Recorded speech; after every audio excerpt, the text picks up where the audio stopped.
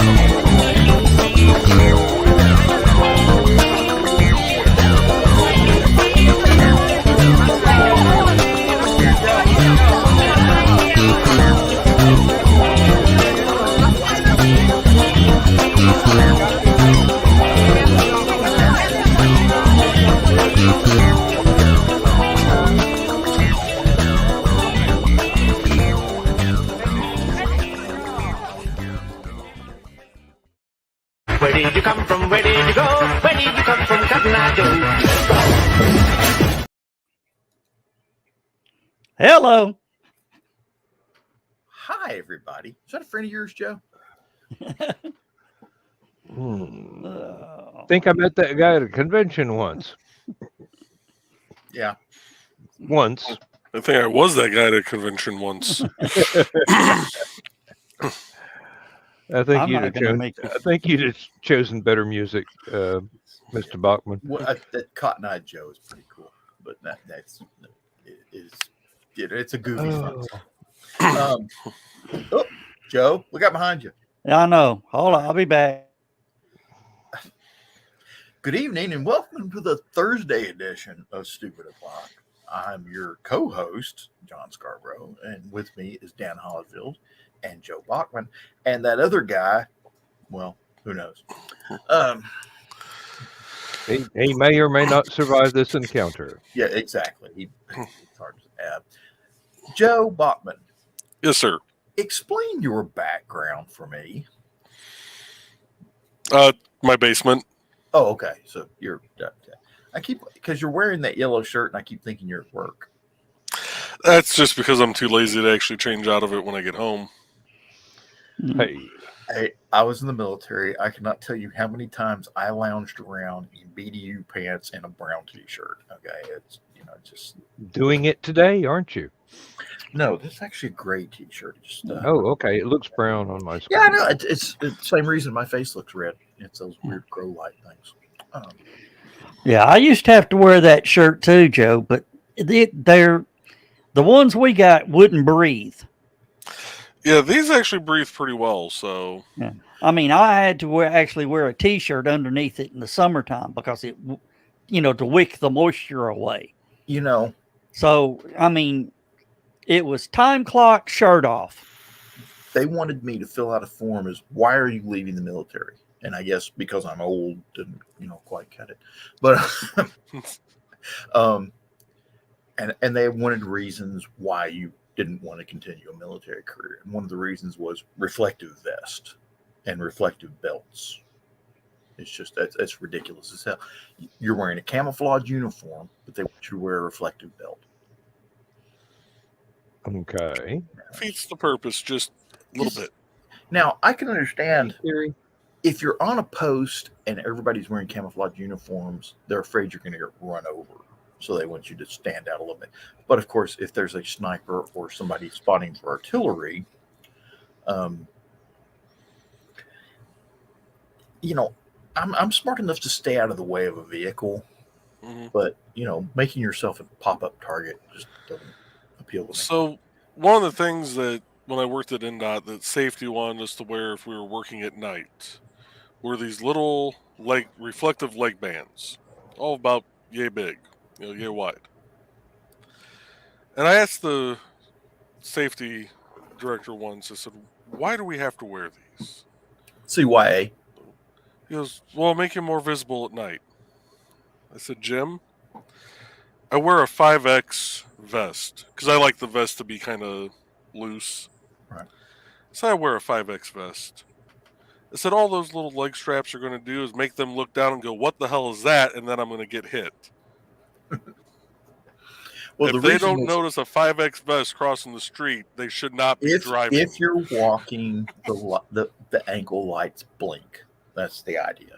It's get movement gathers people's attention quicker than bright colors. Yeah, problem is most people in this area swerve towards the movement. And John, night vision picks up the IR picks up that reflective stuff real good. It's kind of weird. We were playing around with some night vision goggles one night at this one, and we're just walking around getting used to them because there's several different ways to wear night vision.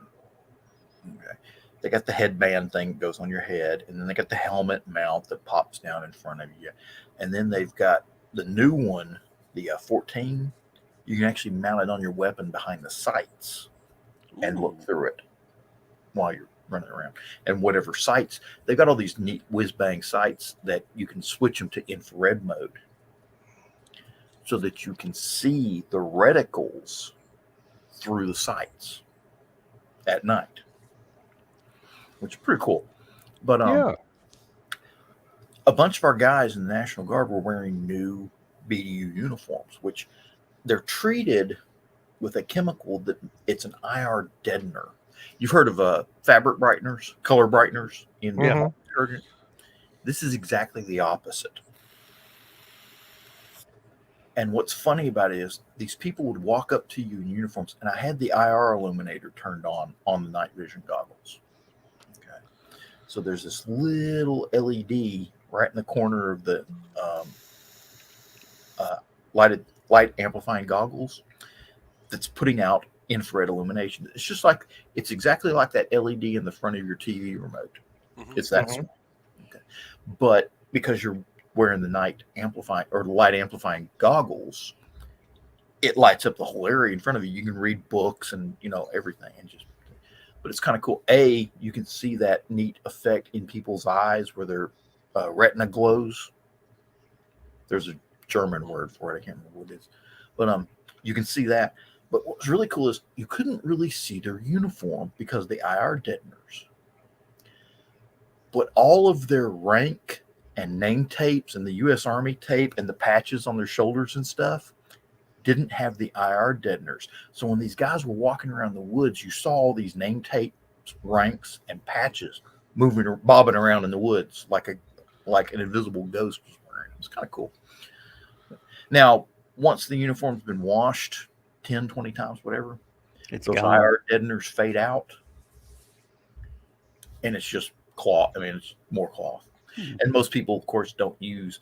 They actually make laundry detergent for hunting clothes that kills the IR in the UV and the IR in your clothes, so that the animals that can see into those spectrums don't see your clothes glowing in the middle of the woods. And if the military used them, those uniforms would be damn near invisible. Mhm. But everybody uses, Tide, Gain, whatever. And they have the UV brighteners. So their uniforms over time tend to stand out from things. Bounce fabric softener Oh, will make your clothing stand out on IR. But incidentally, if you put a couple of those in your pockets, it'll run the mosquitoes off. well, there are benefits to every drawback sometimes. Yes, there is. You've pretty much just described the philosophy of tank design and armored warfare. It's a give and take between mobility, firepower, protection, and observation. That's the 4 things that a tank has to do. I've got a good IR story for you, John. Hey, John. Dan's going to love this.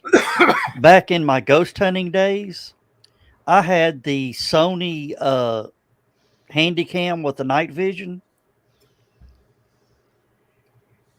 And I also had the IR filter that you could screw on the front so you could do daytime IR. Donna walked up while I'm filming something and she had no eyes. That was better than my first thought, which we can't say tonight. Yeah. Well, she just, she turned and looked and goes, "What do you want?" And I'm going, I wish I had record. I'm done ghost hunting now. She looked like, when you see in the movies, these demon possessed, they have no eyes, just the black eyes. That's Donna.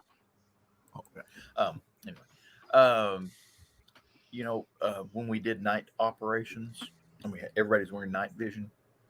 You've got the new uniform has these little IR illuminators on it, and you're supposed to uncover them. And everybody forgets. But one of the things we used to do is they have infrared chem lights, the glow sticks. Yeah. In infrared. So you pop one, put it on the back of your helmet, so everybody know where you were. You wouldn't accidentally shoot your own folks. But what was really cool is they've got this thing called a VS-17 panel. And it's about 4 foot long, 3 foot wide when you open it all the way up. And it's used for marking landing zones and, marking anything that needs to be high vis for aircraft and such. One side is fluorescent orange.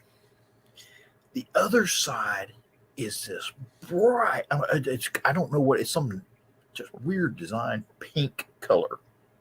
Hot pink. And in bright sunlight, it hurts your eyes to stare at this stuff because of the way it reflects. It reflects on every space. It reflects UV light, infrared light, white light, just everything. And if you take one of those infrared chem lights and lay it on the pink side of that VS-17 panel, they say that aircraft can see that thing from about 20 miles out. It's that, if they've got night vision. Wow. Which most military aircraft have the capability of using night vision. So. I used to use those I had a tube of them, the 8-inch long ones, that when we'd go on ghost hunters, we would actually put out those chem lights around big rooms so we could light the whole room. And the thing is, with chem lights, that's a big advantage when you're doing stuff like that. No electricity. Yeah. So the ghost can't fuck with your lights. Yeah. Woo! We're gonna make the lights blink. What the fuck is this shit? It's What's wrong with my spectral powers tonight? it's Kim Lights, Ghost Bitch. It's new technology that you didn't have in your day. You know, I have a theory on ghosts. In the last 100 years, business fashion hasn't really changed that much. Most people that go to work are wearing suits, ties, nice clothing, stuff like that. And there have been minor little differences, but you wouldn't really notice it if someone in a 1920s business outfit was standing on the side of the road in the 1920s business outfit. The only thing that might throw you off, they'd have a hat. That's about it. So my theory is, you get these people that they work a 9-to-5 job, cubicle critters, so to speak. They wake up, they do their shower, they do their breakfast, they go get their stuff together, go out, jump on the bus, wait at the bus stop. They jump on the bus, get off the bus stop at their work, walk into work, sit in a cubicle for 4 hours, go on a lunch break, come back, sit in a cubicle for another 4 hours, punch out, jump back on the bus, head home, sit around, watch TV, whatever, go to sleep. Yeah. And when they die, they don't realize they've died. So the next morning, they wake up, get their shower, eat their breakfast, get dressed, go out, jump on the bus, get off the bus, go sit in the cubicle for 4 hours, go on a lunch break, sit in the cubicle for another 4 hours, clock out, jump on the bus, go home, spend the rest of their evening. And they don't realize they've died. They just same routine. They got so used to that routine, they're still doing it to this day. And if you were driving down Main Street in a car and they were sitting at the bus stop in the morning waiting for the bus to go to work, you wouldn't even notice them. Just because some guy in a business suit with briefcase going to work. Hey, nice hat. That'd be it. That'd be the only way you could tell it was a ghost. Mm-hmm. Either that or it'd be a briefcase floating around next to the bus stop. One or the other. So. Well, you would tend to notice. A lot of times the ghosts just don't know they're dead. Mm-hmm. Same thing with stupid people. Well, that too. I think there's a correlation. Reincarnation of stupid people and dead ghosts, dead people that don't realize they're dead. It's all, a big craft. I could get in so much trouble. I could get in so much trouble. Don't give me straight lines. The thing is, unless they're wearing a Civil War uniform or Revolutionary War uniform or dressed like, Alexander the Great, you wouldn't really notice they're a ghost. Why is Alexander the Great at the bus stop? Then they're a ghost. How did Alexander the Great know to go stand at that particular bus stop? He conquered everything. Oh. Dang. I'm going to conquer this bus stop and name it Alexandria. Used to, these toys had the little screws. You could take them out and change the batteries. Yeah. Not anymore. Batteries are dead. It's dead. Well, now, wait a minute. There should be several little clips that if you know where to poke a knife blade, you can open the sucker up. No, it's glued. Oh, is it glued? Yeah, it's glued. You can see it's glued. Chainsaw. How many of them do you have? This is the only one I got. Oh, well, never mind. If you had 2 or 3 of them, you take a hammer to one, bash it open, figure out how it's glued together, and then cut the rest of them open, and you're good to go. Unless you just really want to cut it open for the heck of it and then maybe glue it back together. So, that requires some toy surgery. My mom had foster kids. I've done so much toy surgery. I have tools just for fixing children's toys.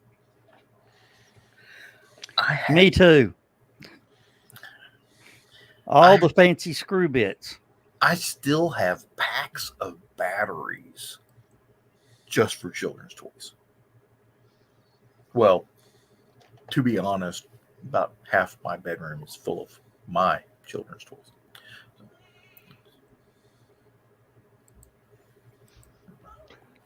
Most of my toys as a child did not require batteries, just an extremely powerful imagination.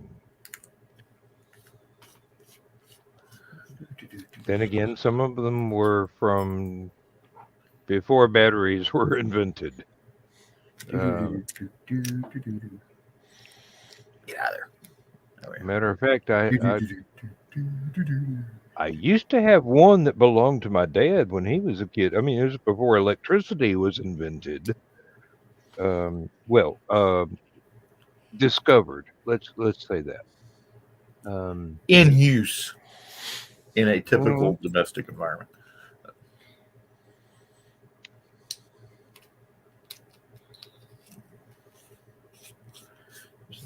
I'm sure I've told some of you. I don't know if everybody's heard it. I was over at my mom's house, and she had foster kids. And one of her foster kids, I loved him dearly, but he was just a brain dead moron. He come in, I want a glass of juice. I said, well, go get your cup. Go get your sippy cup. I don't know where it is. We'll go find it. I don't know where it is. So we'd have to search the house for sippy cups. We're looking under the beds, in the beds. And I'm in the toy box looking for sippy cups, trying to figure out where this little brain dead moron left his sippy cup. So I'm going through the toy box. And as I'm moving the toys around looking for his sippy cup, I hear this. Something in the toy box goes, John, John, John, John. Now I'm flipping out because the toy box is yelling at me.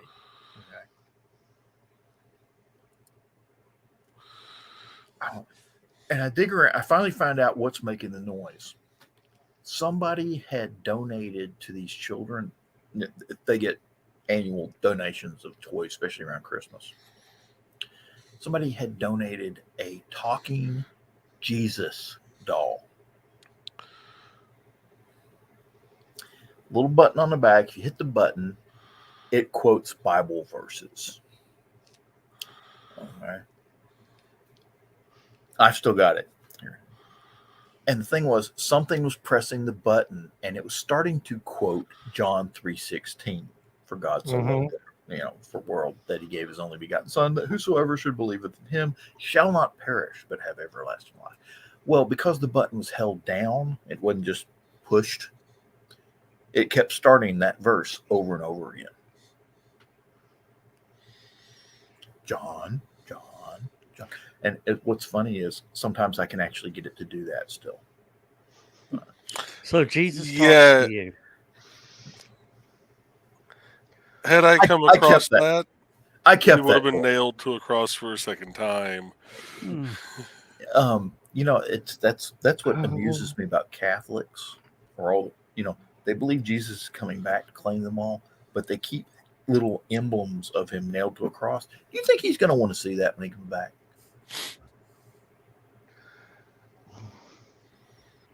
That's Walmart one year. Okay, had a set. This was back when they sold rifles. I think they still sell rifles, but they had a sale on hunting rifles. You could buy a Remington Model 70 30-06 hunting rifle for the Martin Luther King birthday sale. Way to go, Walmart.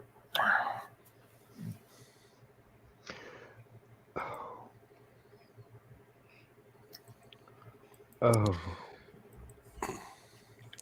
And someone in marketing I despair that the human race has ever actually achieved intelligence. Who thought this was a brilliant idea?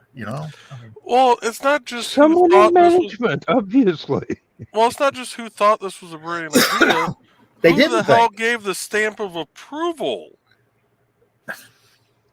I reiterate. All right, let's get the bad news out of the way.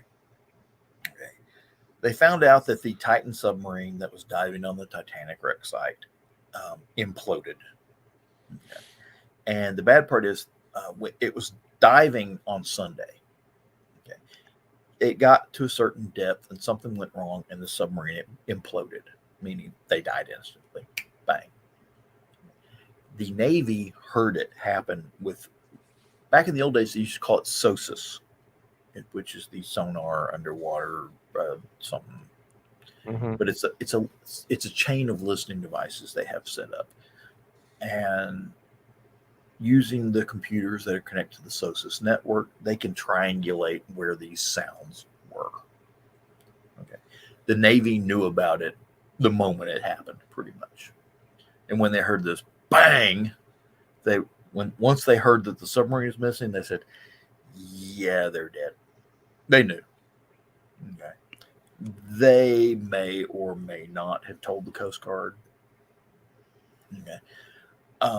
I don't think they told the people operating the submarine, because they said, let's give them time to come to let's give them time to, process the reality of the situation. So finally, the search went in, and apparently they have found debris from the submarine laying all over the place down there. So they know what happened. Yeah, it did drop its ballast beforehand and was trying to surface, but it was just too late. Yeah, whatever happened. It was too deep, too late. They control that thing with a Logitech controller, and they got a lot of flack about that. But the thing is, with modern submersibles, you got the inside pressurized area where the crew and everything sits, and they got their systems inside that for life support stuff, and lights and bathrooms and windows and computer panels and all sorts of stuff is inside this big pressurized tube. And they got all the stuff on the outside, the propulsion system, the ballast controls, and if they've got the little remote arms or whatever, all that stuff's on the outside. And the thing is, when you're building this thing, you don't want to poke a bunch of holes in your pressure tube to connect cables. Okay, that's it's a weak point in the structure. Mm-hmm. So a lot of it is done wireless, and of course, wireless since the 1960s, wireless technology has gotten better and better and better, and to the point now that you can actually have like Bluetooth stuff connecting the inside equipment with the outside equipment. So they controlled the sub with a Logitech controller, and they got a lot of flack about that. It's a Logitech gamepad. Why the hell are they controlling the submarine? Which makes perfect sense. I mean, it's it's Bluetooth. It can talk to everything outside the sub from inside the sub, and it works. And it works pretty good. But here's the problem. I know gamers. I'm sure most of you know gamers. Okay. Somebody has to put that controller on a charger to recharge the rechargeable battery in the controller. And I could just see somebody down there roving around the Titanic with the gamepad, and all of a sudden nothing happened, and the little light starts blinking on the side saying, "Hey, you need to recharge your controller." And it's like, that's utterly frightening, John. Yeah. And it's like, who's in charge of recharging the controller? Because I don't think these things actually take batteries. I think it's a built-in battery. Mm-hmm. I don't know the exact model, but it ain't like you can pull the double A's out and put some more double A's in. First, you got to find the cabinet to where they store the double A's on the submarine. Okay. Hey, Jim, hand me those spare double A's. I thought you had them. I can see that sort of thing happening. Okay. Where's the USB charging point on this thing? Because the military went to rechargeable batteries for a lot of stuff. There are applications where that is cool. There are applications where that is not cool. Now I know because I was in charge of some of those battery recharging devices for certain types of batteries. Especially back in the Vietnam era, the radio, Prick 77, had this really big battery in the bottom. It was about a foot wide, about 3 inches thick, about 4 inches wide. Had a big connector on it. In the 80s, they came up with a lithium version of that battery that was half the size, which was really cool because you could store 2 lithium batteries in the same compartment space for the that would take the one big magnesium battery. Mm-hmm. So you could get twice the battery. All you had to do was occasionally go in, pull the old battery out, put the fresh one into the slot, because you had to change it manually, and you get twice the radio time, which was cool. And the military went to this block, which was like it was almost 4 inches by 4 inches by about 3 inches thick, something like that. But they went to this block, and that was where the rechargeable battery was. It was based on that same battery. And it was pretty cool, especially for things like minesweepers, because you're going to be out there for a long time. Okay. So you would have I do not want to be the guy in the middle of the minefield getting on his walkie-talkie and going, Bobby, could you bring me another battery? There's a procedure for that. Once the thing starts beeping to let you know the battery's dying, you cease operations, back out, change batteries, redo the thing. You got to retrain it every time you turn the power on and off. So you retrain it, go back out in the minefield or stuff. There's a procedure for that. It's just like where you work, there's procedures for everything. But, if some idiot that doesn't know the procedure shows up, they get killed. Same thing with minefield. The people that know, the people that work with mines, it's a minefield. It's what we do. The people that don't know, step on one, blow everybody up. So, that's. Yeah, it's just I have this uncharitable view of human nature for a large fraction of the world's population.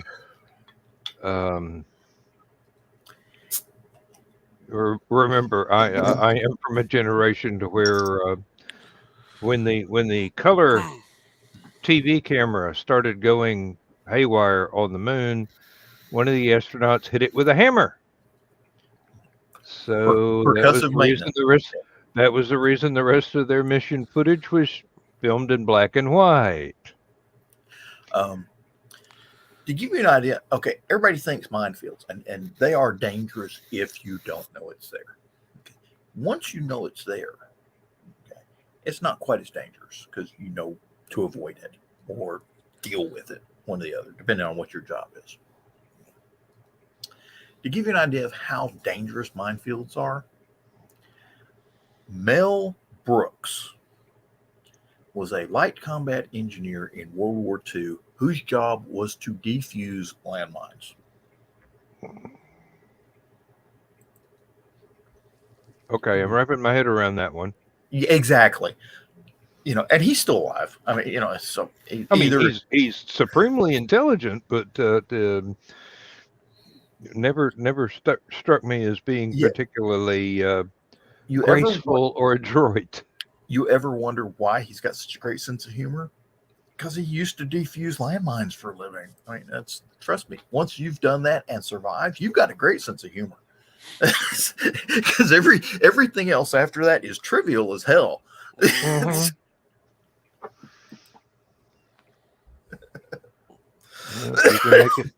If you can make it till 10 o'clock, you're golden. Well, folks, I am actually going to back out early tonight because they're going to start paving at 6 a.m. tomorrow. So, which means I got to be up there about 5:30. Got a question for you about that. Yes, sir. If it rains, they don't pave, right? They can't pave in the rain. So, by our state spec, they can still pave in the rain. They cannot put down the tack coat that goes between the layers. Okay. They cannot tack a wet road.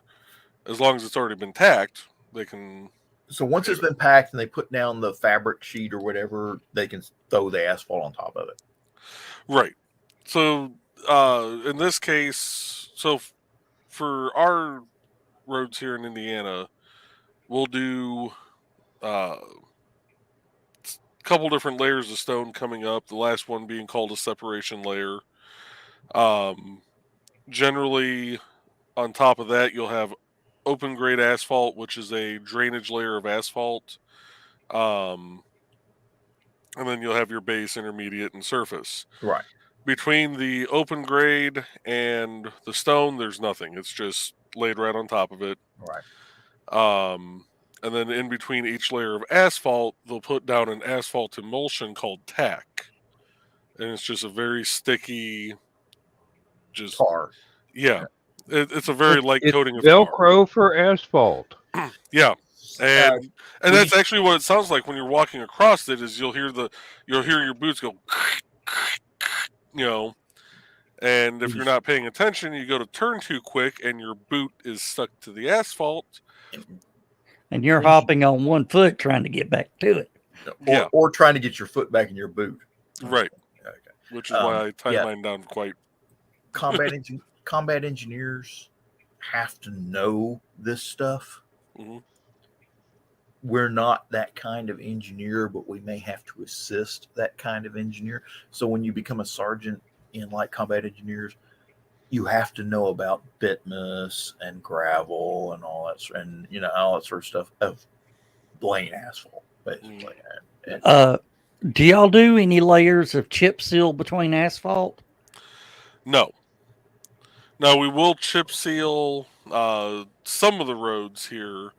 They'll use that as like a Band-Aid, for lack of better terms, on keeping a road going for a little bit longer, give it a little more friction for the tires.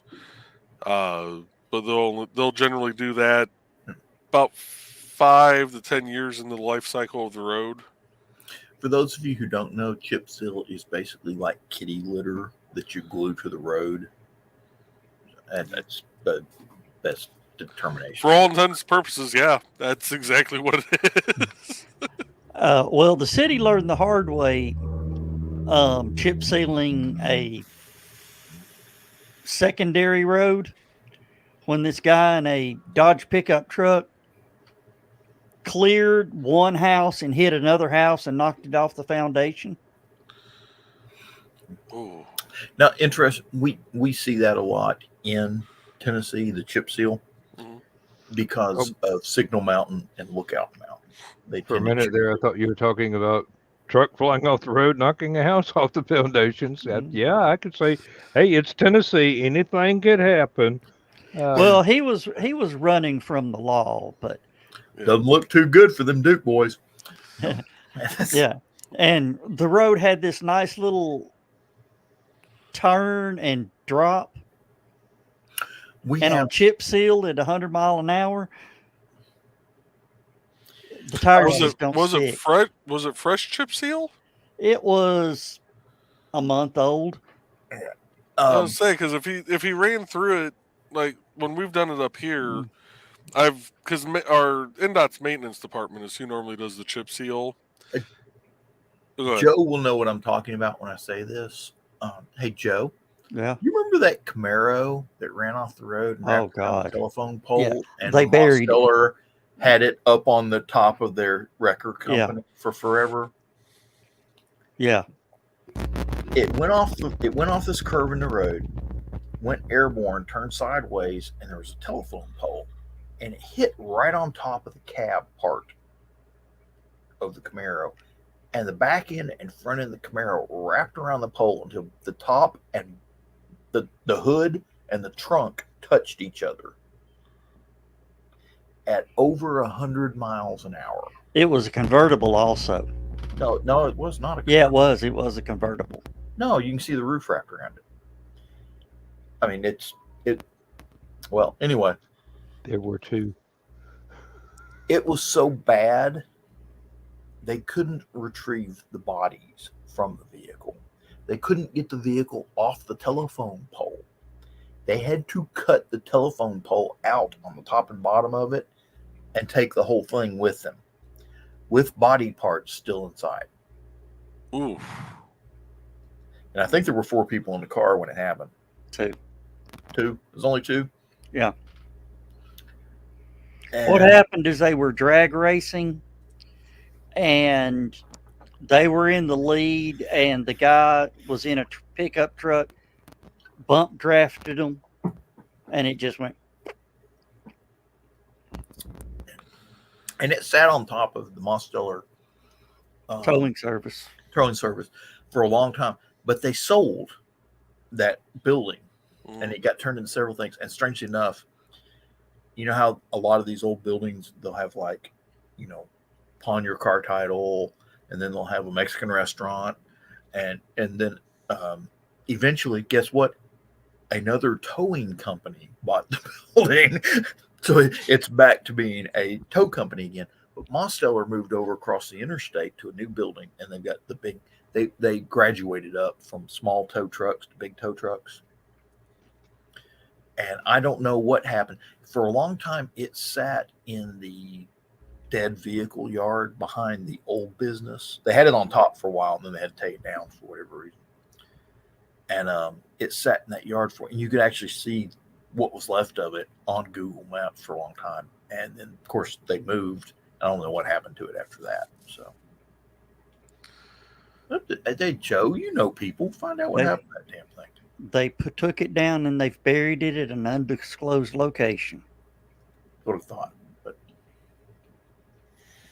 it's kind of like Osama bin Laden. People wonder if he's actually dead because they ditched what was left of his body. They ditched it at sea.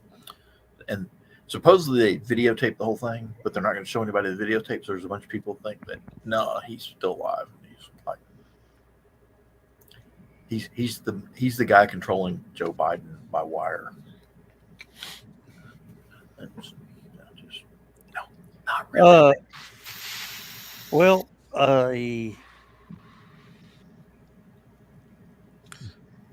I'm just going to put the whole Google search into the Stupid O'Clock page because Really? there's pictures and stories. You do that. All right. Well, folks, y'all have a good night. You have a good one, Joe. Good night, Joby.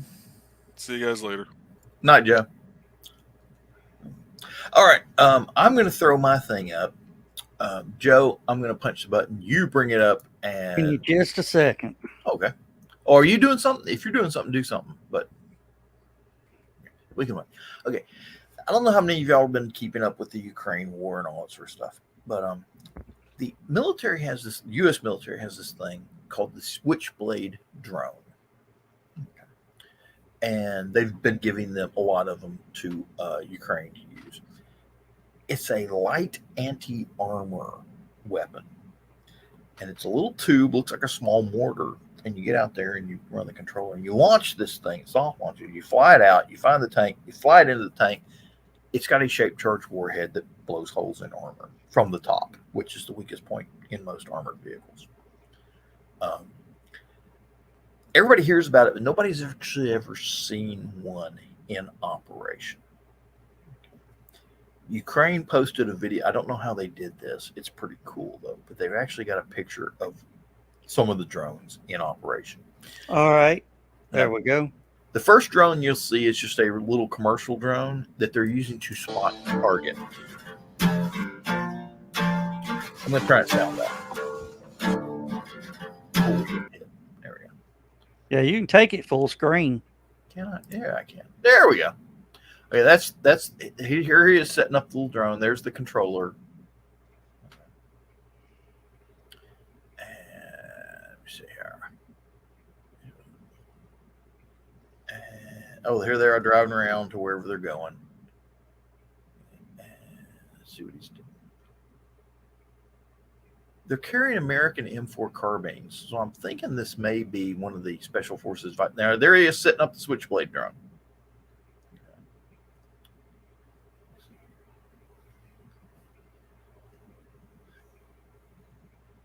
What you're seeing here is probably the whole operation. You're seeing them set it up. They don't find a target to launch it on, so they move to a new location. There he is setting the whole thing up. Oh, there it went.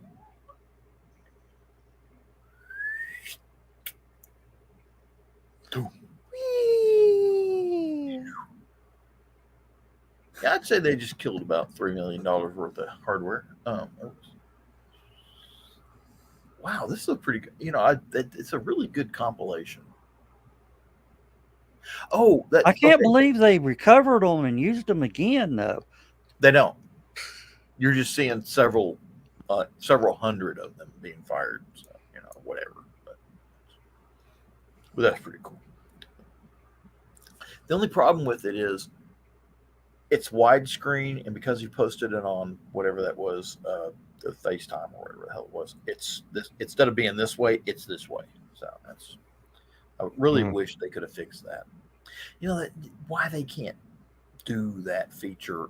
You think these idiots would figure out that not everybody's on their cell phone. Uh-oh. Hey. Hi. I'm not touching it. It's Rich. Hi, Rich. Hey, Richie. How you doing? That was the longest and shortest 2 hours I've ever spent. Proctology exam? No. The realtor was really nice. He knew my father, so he had actually been drinking on the property with my father numerous times. My father used to do, HVAC stuff for him on the side all the time. When he tore his ACL, my dad actually plowed his driveway for him. So he was pretty good friends with my pops. So we were discussing the sale of this property because we're getting to the end of everything. So we will be ready to actually sell the property in the near future. So we might be able to get a really nice amount out of it, more than I thought. There was someone across the lake selling a $1.1 million home.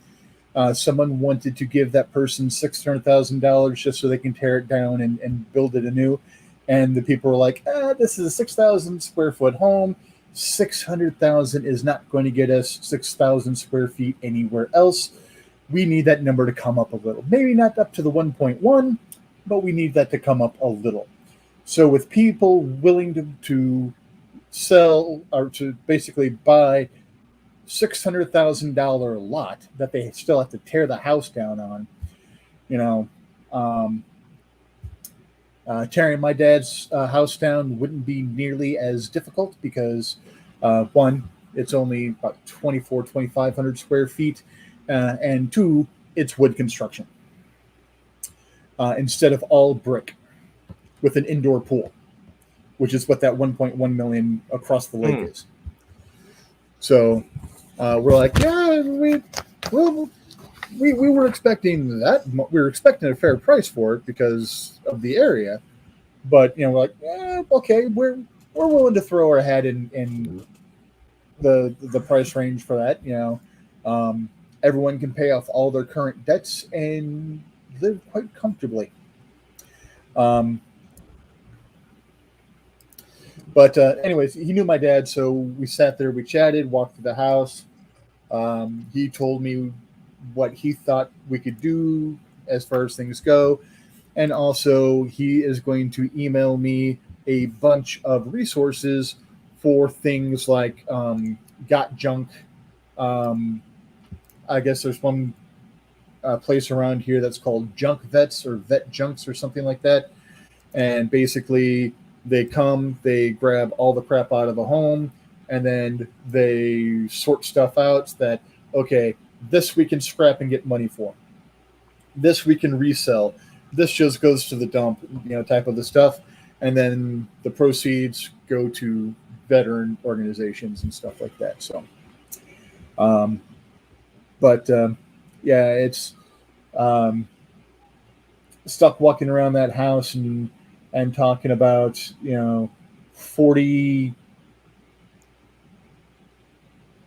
45 years of history in that house. My parents literally built that house themselves. Dad was an HVAC, so he had carpenter friends that would come over, after hours, and pizza and beer, framing the house, doing everything. The owner of the company that my dad worked for, which is also the owner's brother-in-law, the owner's brother-in-law of the company my dad worked for, owned an excavation business, which was housed in the same front shop building as the HVAC company. So the excavation was done, family, friends. all the framing, all the foundation and sorry, I take it back. We had to pay somebody for cement to do the cement work for the foundation. We had to pay a drywaller, but painting was done, family and friends. One of my dad's friends was an electrician. He wired the house. My uncle, who basically the blueprints for our house is a cut down version of his old house that he had was just got done building at the time. So he designed the house, and then he also did the plumbing for the house. So, you know, it when I say it's the house my parents built, I literally mean my parents were there on off hours swinging hammers building the house. But it's hard to not fall into anecdotes about the house as you're walking through. Oh, hey, that's where my sister fell on my head as a child. You know, hey, this is where my sister tried to murder me. You know, this is where we used to hang deer when, you know, my dad would hunt and either bag something, or the county cops, if someone hit a deer and they had to put the deer down, they would call my dad to remove it, and we would go ahead and, you know, eat the meat. Oh dear. Exactly. Yeah, and let's just say where we were from, even if Dad never hunted, and Dad was a decent hunter, but even if my dad never hunted, I don't remember there not being venison in the freezer, You know, for most of my life. in my family, we've always known somebody that hunted, and it was always, hey, do you need any venison? So we would wind up getting packages of ground venison. And to give you an example, back when we lived up Middle Valley, we used to live right down the road from a meat processing plant that advertised we process deer, you know, sort of thing. So you could like take your deer there and wind up with meat. Mm-hmm. The sad thing is, a lot of those places, you're never guaranteed the meat of the animal you bag. No, this one they would actually they would process yours. I don't know about most of them, but this place would. Yeah. You brought your deer in, they say come back in 2 hours. There are two places out here that you were guaranteed your own deer meat, but there's a bunch of other places that you bring in 100 pounds worth of well, actually, okay, a buck is going to be a lot more than 100 pounds. You bring in, you know, 250 pounds worth of buck, and you are just getting 250 pounds worth of meat from somebody else. This guy, if you showed up with a 6-pack of Schlitz, okay, you could get your deer in an hour and a half instead of 2 hours. So that's how good this place was. When my dad stopped hunting, the garage caught fire. So That's a hell of a side effect. I was actually part of the local Rocky Horror cast at the time. This is why you need to keep the deer population down so they don't commit arson. Okay. So my parents went out to a wedding, and they went out to breakfast after the wedding, which they never do. Came home. I was at Rocky Horror. I didn't go out for breakfast, which I normally do, and came straight home. So the window was a lot narrower than it could have been. The load leveler pump in the station wagon refused to shut off sometimes, and there was an oil leak. Well, my dad's from backwoods Wisconsin. What do you do with oil leaks? Throw sawdust on it. So a load leveler pump that wouldn't turn off overheated, threw a spark, hit the oily sawdust. Uh-huh. You know, this is why you use kitty litter to clean up oil. Okay. So the insurance adjuster that came out to take a look at the damage and do all the processing and everything like that was a hunter who lived across the lake. And he was always sick of going to certain places, paying a lot, and not being guaranteed his own deer meat.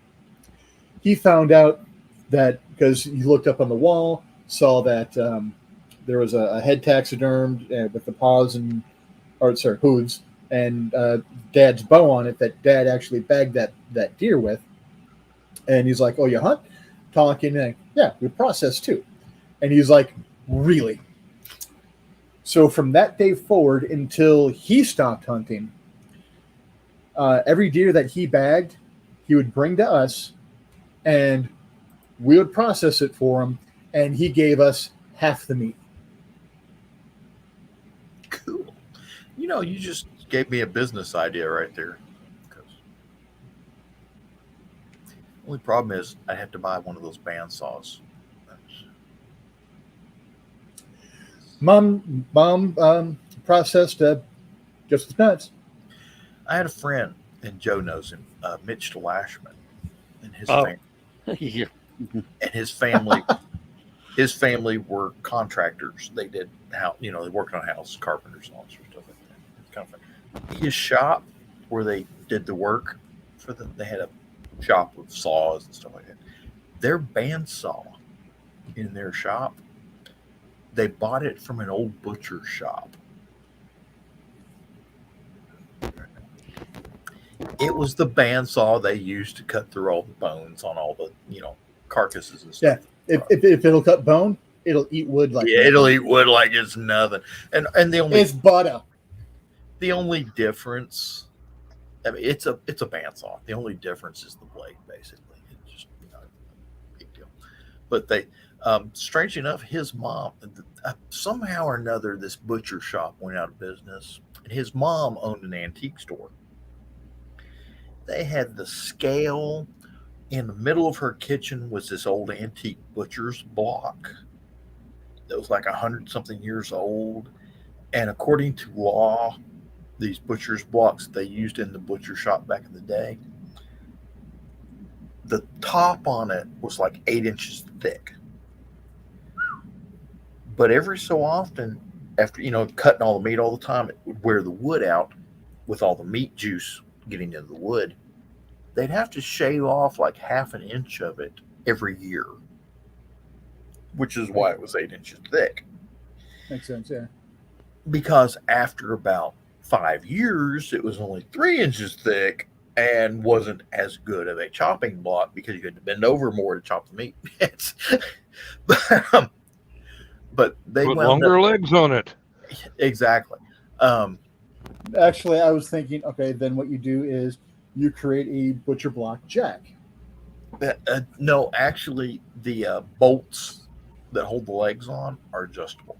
So but the problem is, after a while, you had to replace the butcher's block.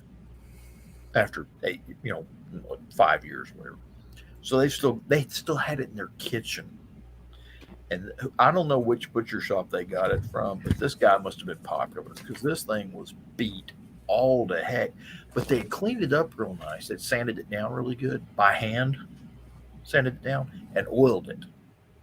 Ooh. And it was just right there in the middle of their kitchen. That had everything. I mean, it was like pretty cool. That's where they prepped all their food. It was right there on top of that butcher's block. Don's Meat Shop. Maybe. I know. I actually know the family that ran Don's Meat Shop.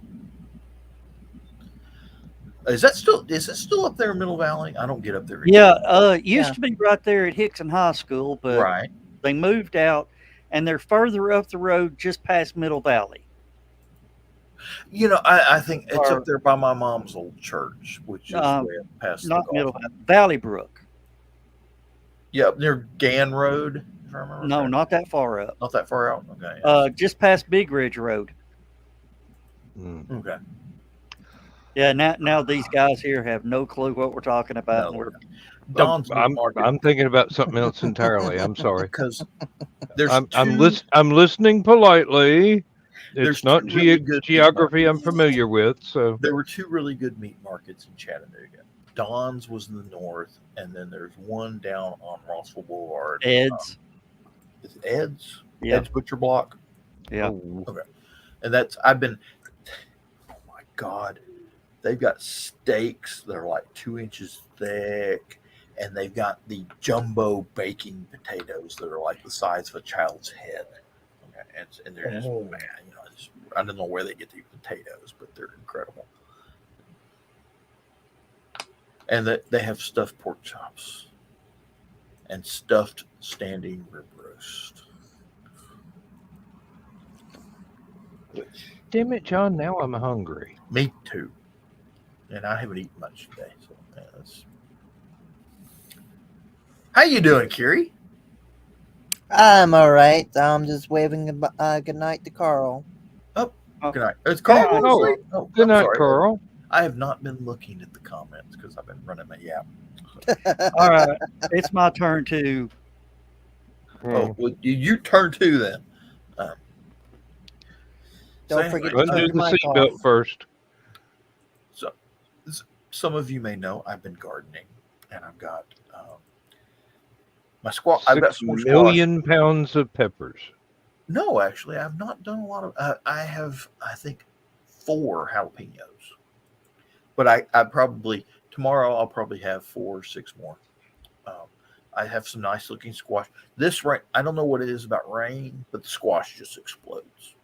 Oh yeah, yeah. It's And I good for need to go out, soybeans too. and I need to go out and check my okra. It was just starting to bloom. It ought to be good right now, but it's been raining, so I haven't been out in the yard doing much gardening. Mm. Okay. Nobody here is going to HallowCon. I have catnip. If anybody needs catnip, I got a lot of catnip. I'm like the Scarface of stoning your cat. Okay, I've Or a pleasant mint for your tea. yes, catmint. For those of you who don't know, catnip is actually an odd term. It's actually either called cat mint or butterfly bush. It has actually 3 names. Catmint is I think that's the actual name. Butterfly bush, because once the stuff starts blooming, little flowers come up, you'll have butterflies all over it. Which is actually why we keep it here at the house. But Message Lindsay. She might want to buy a little bit of catnip off of you. The 55-gallon drum or so. your Lindsay, Yeah, my wife. Yeah. you don't have to buy it. You just have to come up here and get it. I mean, I process. I mean, it's still in container. I could right now. I've got it in solo cups, red solo cups, and I either need to get it in the ground or get it gotten rid of, one or the other. So this weekend, I'm probably going to be digging a bunch of holes in my yard.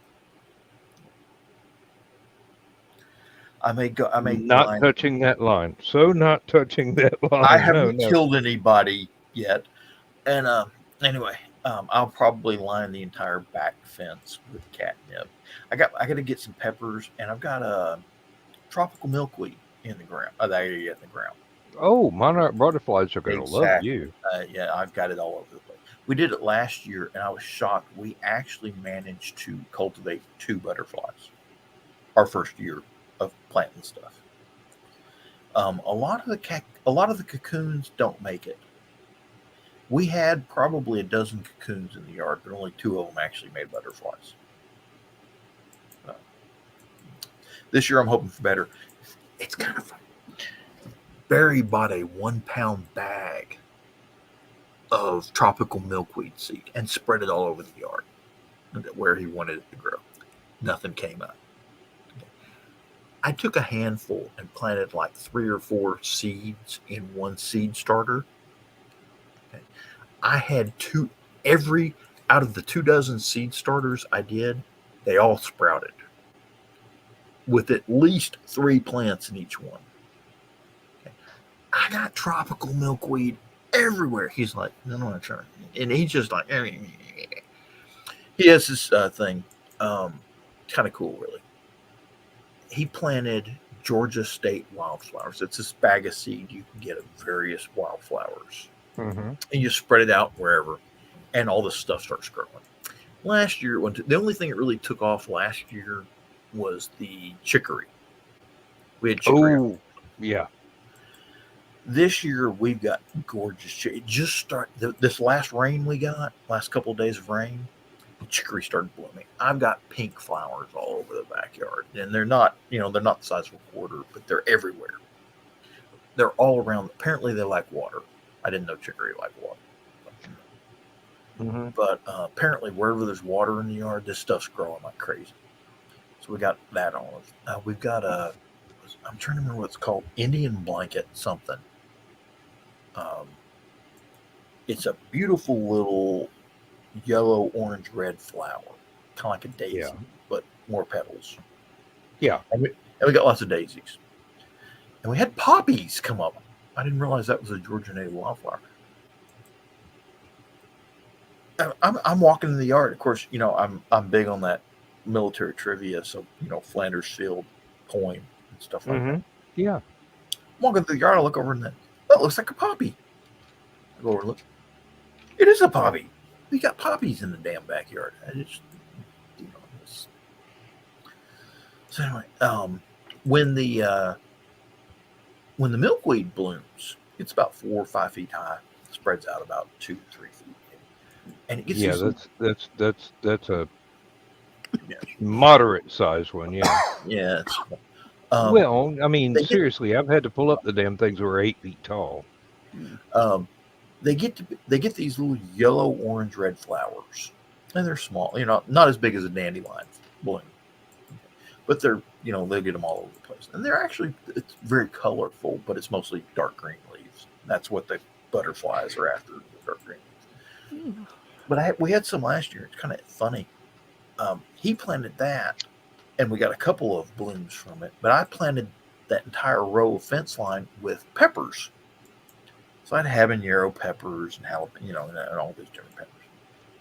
It was kind of funny. The caterpillars from the monarch butterflies were eating the habanero pepper leaves,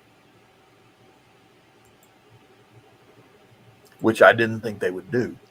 Well, they do winter in Mexico. Maybe they like burritos. Yeah. Anyway. John, you were talking about the poppies, reminded me of a video. When I saw the video, I thought of Rich. Uh-oh. Oh, no. He's not paying any attention to us whatsoever. Did he freeze up? Or is Rich? I think he's frozen. I think he's frozen. Oh, no. That or he's really good. The cold never bothered him anyway. Either that or he's really good at standing still or staying still. Well, his dad used to hunt deer with a bow. Being perfectly motionless for hours at a time is part of the job description. So, Kiri, tell us how you plan to rickroll Joe Dog for HallowCon. Ooh, well, that is gonna depend. Kind of unsure which cons I'm gonna go to this year, the rest of the year, and next year even. So I'm not sure if I've registered for ChatterCon. I think I did. I'm pretty sure I put the credit card info in. I just don't think I've gotten any confirmation back. So I've got a receipt, so I know we're going. Well, I forgot. I was busy working, so I forgot to register. I haven't decided if I'm gonna go to ChatterCon yet or not. If I do go to ChatterCon, it's gonna be for Chatterween and helping them out with their panels. Yeah, you better not put that speaker under my table again, or I'll have a new Bluetooth speaker.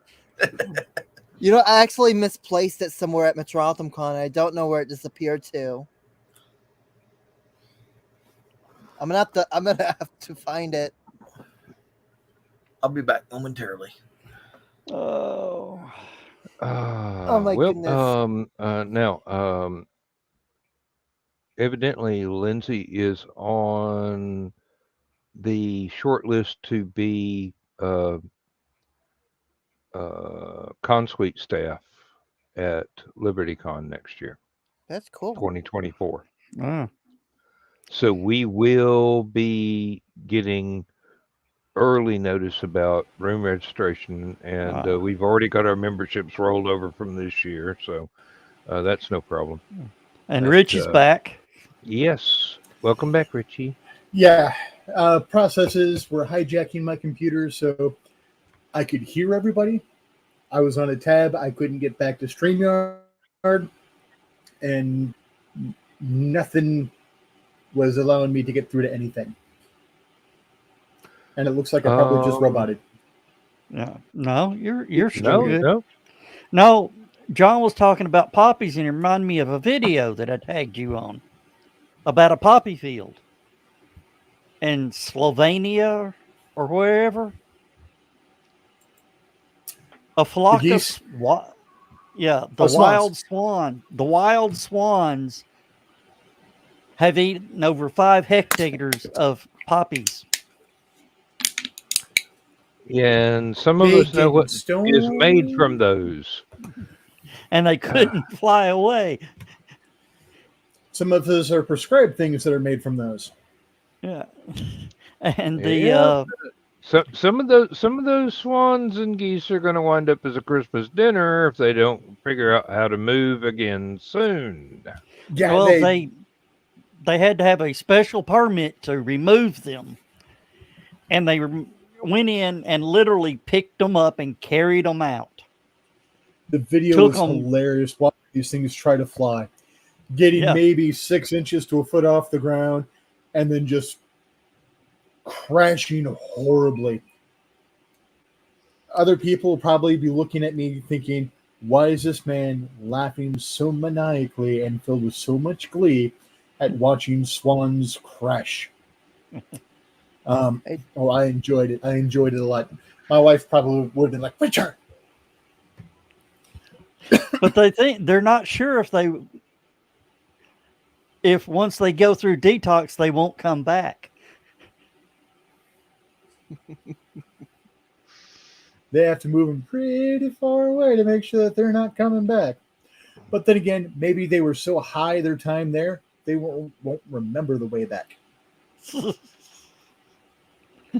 Dude, I think it might have been north. Where are we now? We're north. Okay, we're there. No, Driving them around in a van for 6 hours, not letting them look out. One thing I've learned from the canal boat videos over in England is that most people are convinced that swans are evil. Rich will prove it to you. They will chase you down. They will. There was one guy that had to go and empty the bucket from the boat's toilet. There was a swan parked right outside the locked door to the facility where you're supposed to empty these and rinse them out and clean them up and take them back to your boat. The swan would not let him unlock the door, much less go through it. It's just sitting there, uh, feathered snake. Anybody? I mean, this thing was just hissing away and striking at him, and he just trying.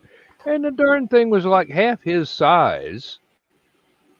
It had like about a 6 foot reach for that neck. I mean, I've seen rattlesnakes that couldn't strike that far. imagine, if you will, the scene from Friday where you've got Ice Cube and Chris Tucker leaning over, I don't remember who, going, you got knocked out. Now replace the two people standing with swans and the guy who's knocked the hell out, a chubby 12-year-old Richie, slowly sinking because he's not cognizant of where the hell he is to realize, oh, I got to move my arms and stay above water or I will drown. But yeah, it was that scene long before there was that scene. But it was those two swans and a fat white kid. hey, You got knocked back. out. Oh. Okay, I have got to play this for you guys. So when I hit the speaker under Joe's table at not HallowCon, MetropolitanCon, Never gonna give I you kind up. Never gonna let I you kind of down. I kind of panicked the minute he found the speaker, so I had to immediately play a song for him.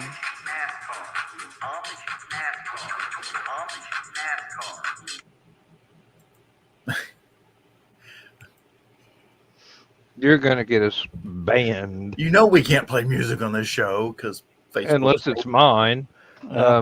Facebook's robots will, Nazi robots were Nazi robots from hell. I like that. Nazi robots from hell. Dan, there's a title for a book for you. Facebook's Nazi robots from hell. Yeah. Oh, have you heard? Elon threw down the gauntlet. Uh-oh. He goes, "Hey, Zuck, cage match." Zuckerberg replies, "When and where?" Ooh. Everybody's going, "Be careful, Elon. He's trained in jiu-jitsu and all this. Got his, like, 3rd-degree black belt jiu-jitsu." And he goes, "Yeah, but he didn't grow up street fighting in South Africa either."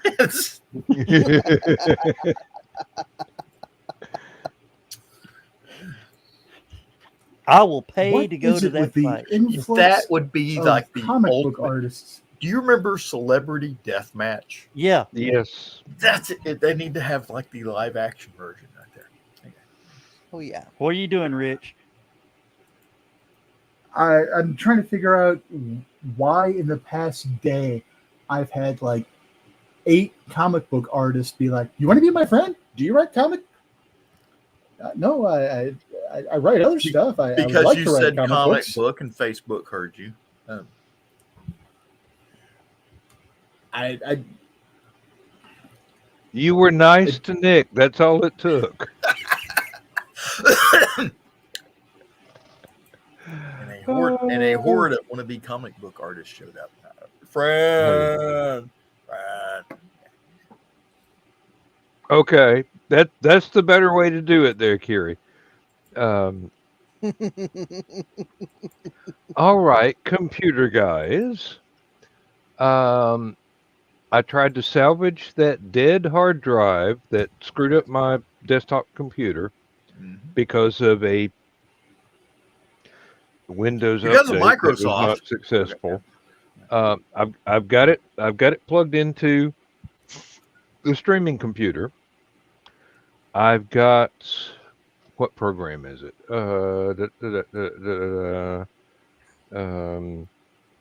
Partition Wizard, working on it right now. It's supposed to be wiping the hard drive so that it can be initialized and reformatted. You're right. It's been running for 26 hours now. Forget about it. What size drive? 1 gig. No, 1 terabyte. Forget about it. It's going to take.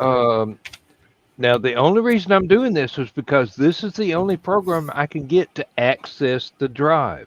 I can't go through disk management. It refuses to acknowledge that it exists. Won't let me format it. The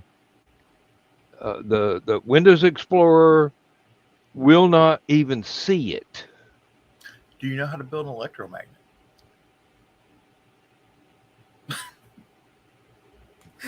I grew up on a farm. My dad worked in Oak Ridge. I can build a lot of stuff.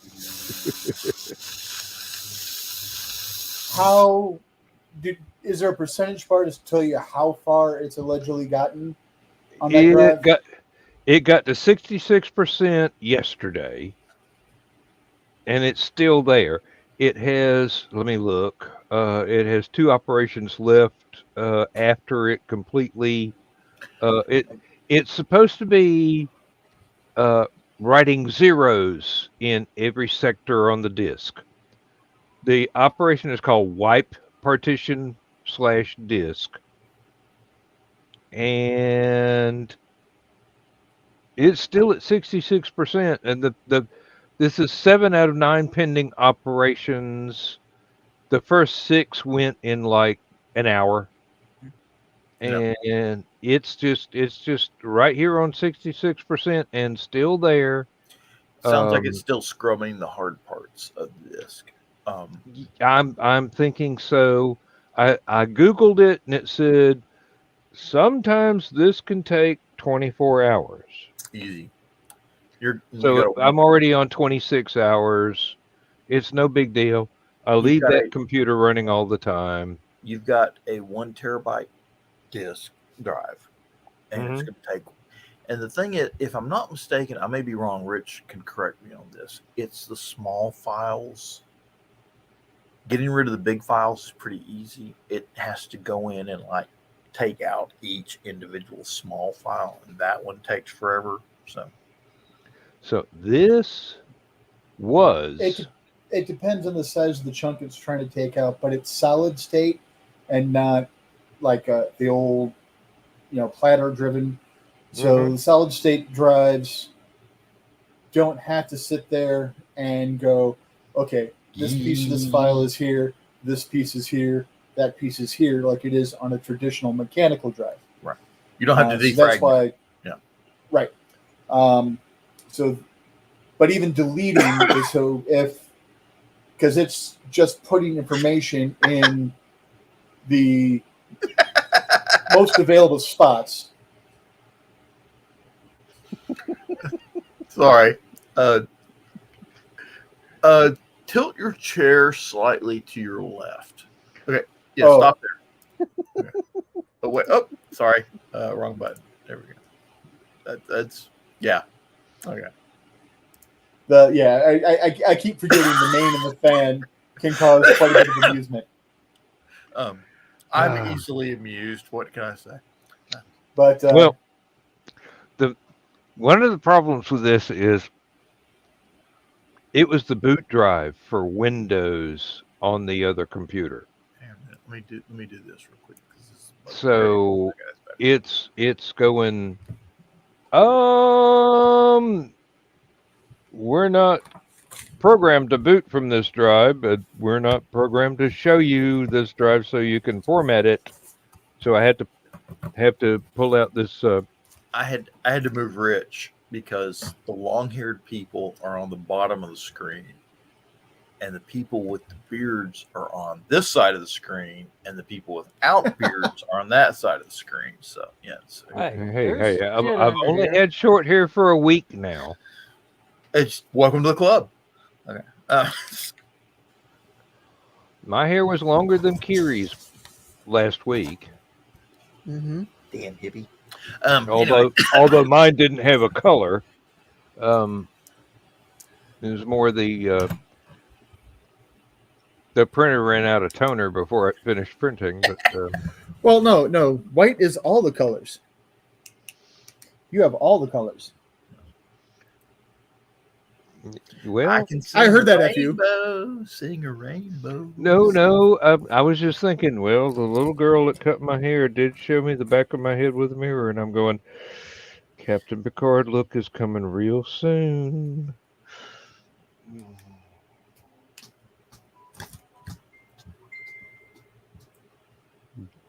What tattoo parlor? Look at the picture.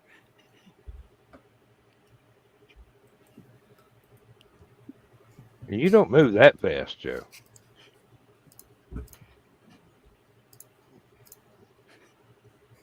You're more the coyote sort of fellow than the roadrunner sort of fellow.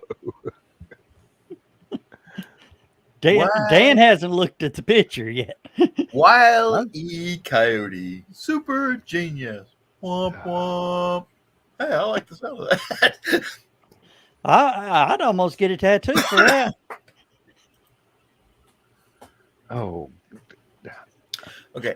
First rule of getting a tattoo: they don't always turn out the way you envision. Missed would kick my ass just for knowing that tattoo parlor exists. Have you seen the one of the guy that got the X-wing fighter on his arm? No. Had this. It's a rebel tattoo with the X-wing fighter on it. But when his arm is up like this, it's a cool looking tattoo. But when he puts his sleeve back down, it looks like a cock and balls hanging out from underneath his shirt sleeve.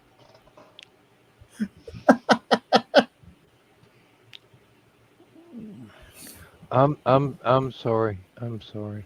It's supposed to be an X-wing, And when the sleeve is up, it looks pretty good. When the sleeve is down, he's got a penis hanging out of his t-shirt. But that's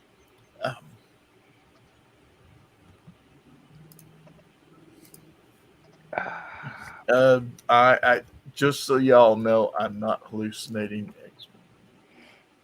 No, we believe you. We believe you. We don't want to say. We don't need it. Okay, just for the record, do not type in a search for X-wing penis. Okay. Like that's gonna stop us. Yeah, it's. Oh no, well, it's It's stopped me. definitely going to stop me.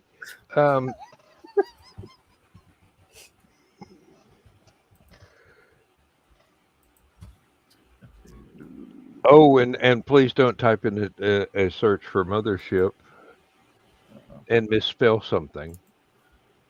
Actually, I told somebody one time to look up a recipe for chicken breast, and she typed in breast recipes, and boy, did that one turn out wrong.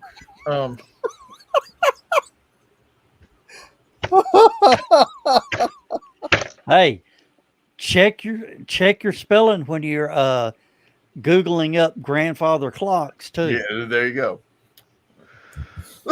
Welcome to the world of dyslexia. Yeah, Carl welcome went the to bed world of entirely dyslexia. too soon, I believe. Yep. Not the green room, but it ought to be. Oh Lord.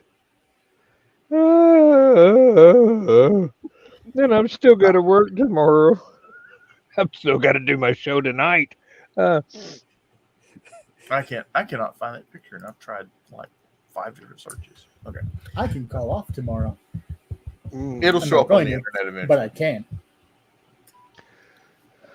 Oh Lord. Oh, and Monday I go on 10-hour Monday to Friday shifts rather than the 8-hour. I have to train an Train the new assistant. guy. Hey, do you have a fire extinguisher handy? Several hundred, yes. Okay. If you're training new guys, always keep a fire extinguisher and an EpiPen handy. So, I've trained this guy on one of the machines I used to run, and and depending on the guy, he's not you stupid. may need to keep a tube of Narcan handy. So, just saying. I'm sorry, the job is not that damn boring. Yeah, but it's a new guy. I mean, I mean, you never know who they hired. He's been there for 40-something years. Oh, then he's not exactly a new guy. He's just new for New this to this particular job. New for the Yeah. position. I already trained him on the machine I ran for 20 years, and he caught on real quick. I mean, didn't need much training at all. The challenge is going to be, will the warehouse actually bring out the samples we need to test in a timely manner? Oh.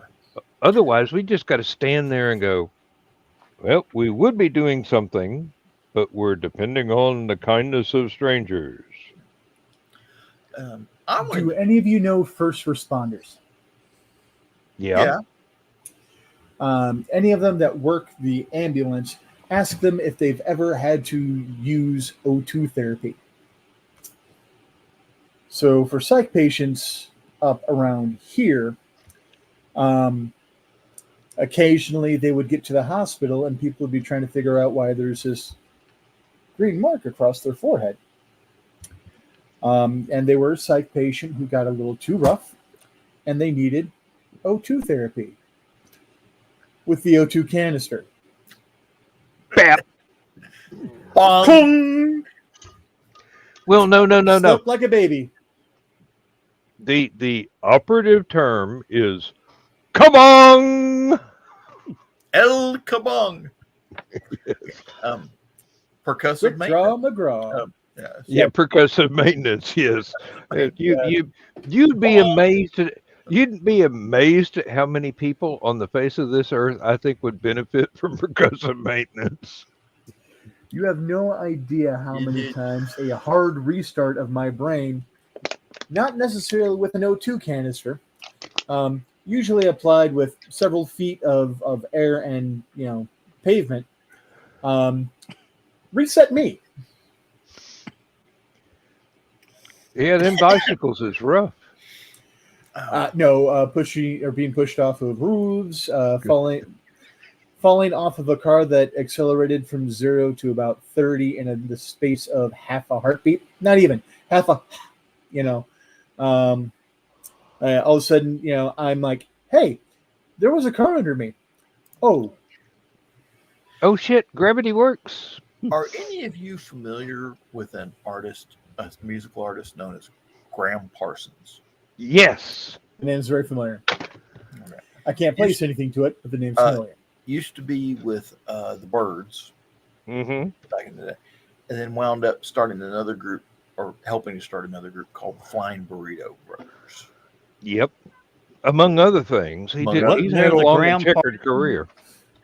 Graham Parson project, or is that Alan Parsons? That's Alan Parsons. Alan Parsons. Alan Parsons, but Graham Parsons did have something with his name in front, and damn it, now I can't remember. He used to hang out.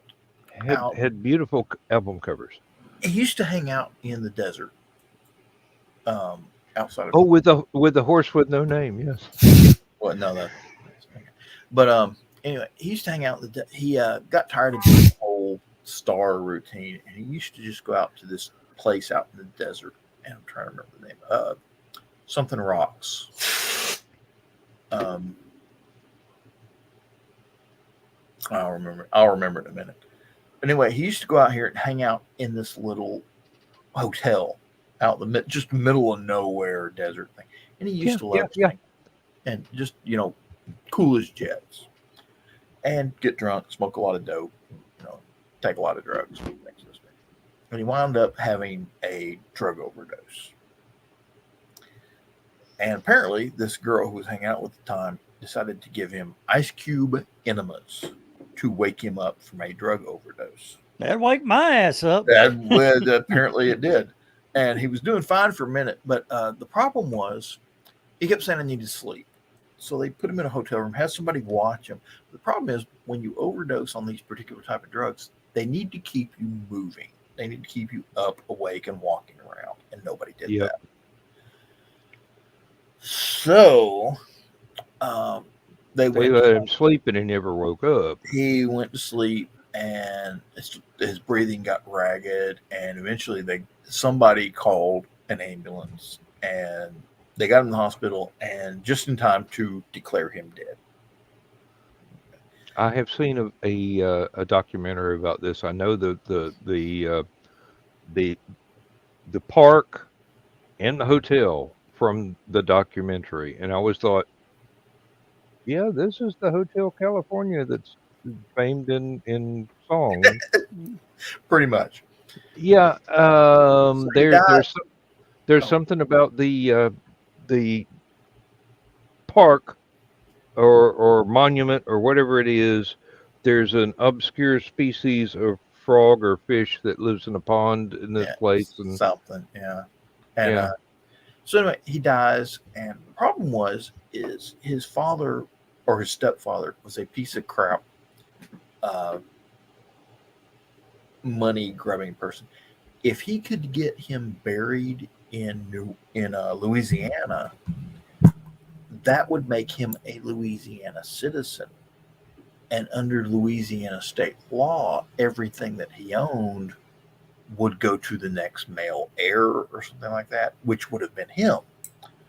So he was trying to get, his road manager knew what was going on. So they borrowed a hearse. Mm-hmm. Dressed up like bikers, went out to LAX, Los Angeles International Airport, where the body was being stored, getting ready to be flown back to Louisiana, New Orleans to be precise. Went in and told the guy with the body, said, hey, says they changed their mind. They want to bury him here in Los Angeles. We need to get the body. So they were basically trying to con their way. A cop shows up. And the cop's like, what's going on? He goes, listen, we're working overtime. The family called at the last minute. We got to get the body. It's going to be buried here in Los Angeles. He says, we're on the clock. We're overtime. We're supposed to be off right now. He says, and these guys are giving a lot of flack about paperwork. He says, can you help us out? And the cop says, why aren't you checking this? He says, listen, he says, we know, we got to get this body to the funeral parlor today. If we don't, it's going to screw up the whole thing. Can you help us out? And can you help us load? Don't just stand there. Help us load this body into the hearse. Cop says, sure, no problem. So the cop who came out to check everything out helped them load the body into the hearse. They then drove the hearse out to the desert with copious amounts of alcohol. Okay. He said he had a 6-man team helping him steal the body. It was him, some other guy, Jim Beam, Jack Daniels, Jose Cuervo, and somebody else whose name I can't remember. But Evan Williams. Evan Williams, yeah. Drove out to the desert, wrecked the hearse in the middle of the desert on the way out there. Managed to get to where they were going. Pulled the casket out to this rock formation that he used to love hanging out at. Okay. Opened the casket, said goodbye, dumped 5 gallons of gasoline in the casket, and lit it on fire. Because the guy wanted to be cremated and have his ashes spread over whatever this rock was. I can't remember the name of some rock. But to this day, the rock is known as Graham Parsons Rock. Okay. Graham Parsons and the Rumor. It was one of the bands he was in. Sorry, just came to my head. Yeah, I know how that works. When you get old, the facts come when they come. Anyway, apparently it didn't do a complete job of cremating the remains. So eventually the Park Service came out, recovered the body, sent it to New Orleans, and he was in fact buried in New Orleans. But his family, the stepfather didn't get any of the money, but his brothers and sisters did. So that's kind of cool. And here's what's funny. Because of the law at the time, technically you cannot steal a dead body. So they didn't get charged for that. Okay. The only thing they couldn't get them for arson. They couldn't get them for, trespassing in the national park or any of these other things. They couldn't get them. You know what they got them for? Destruction of a casket. That's the and it wound up fined both of them $750, and they had a fundraiser to raise the $750 for both of them. So. Can't make this stuff up, people. It was the 60s. I actually posted a video. I don't know. I can't remember her name, but she does this program on YouTube called Ask a Mortician. Oh yes, yeah. I know. I'm familiar with her. Oh yes, she did an excellent story on this. Celebrity corpses or whatever it was. Mm-hmm. Now you can ask Joe, and he'll if he's ever seen her, he knows what I'm talking about. This woman reminds me of Susan Stringer. Yeah. It's like they could be related. Susan Stringer. Yeah. Well, she reminds me of a cross between Susan Stringer and Abby Shuto. Yeah, I can see that too. Well, she reminds me of a cross between Morticia Adams and Betty Page. Seriously, I'm perverse. I make no secrets about that. I like hot goth chicks. Yeah. Girl. Okay, never mind. Yes, I'm a Rob Zombie fan. What can I say?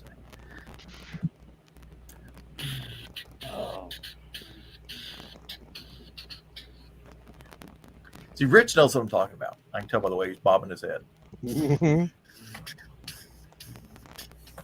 No, something metal or punk related, going back to the 70s. No, I wouldn't know anything about any of that at all. I shouldn't lie this close to electronic equipment. It's going to find my stuff. Mhm. What was really funny is I didn't realize I was a punk until a couple of years ago. Really? What do they call us now? Well, I'm sitting there when I finally set up my Spotify for everything. I'm sitting there and I'm clicking on bands and I'm like, that was punk. That was punk. Here That was punk. comes Johnny in again. You got the liquor. Now I know Dead Kennedys, Dead Milkmen, The Ramones. the Ramones. I've I been knew I've those were been punk. sitting here going, why is half of my playlist Ramon songs, and why don't any of them last more than 90 seconds? I mean, seriously. Okay, brain lock.